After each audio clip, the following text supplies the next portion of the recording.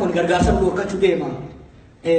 Qoqqobbiin irra kaa'uu deemanii afaanota koo jennu tasa nan dhume jennaan ani jeela laalangee kana qabadhee hin kijibu.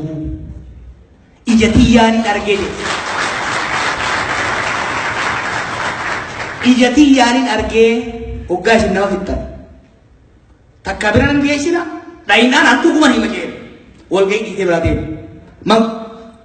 Opinion manguddoo ganda keessa isaan jala deemtee dhoortoo nyaattu walitti qabanii abbaa gadaa keessa nuti bitan. Kun abbaa gadaati miti, kun abbaa gadaati miti, kun abbaa gadaati miti. Kun manguddummaa sirna hin guutu. Baasu kun ageeni itti dhaqee faranjichi he said he has never seen a leader like that one. True.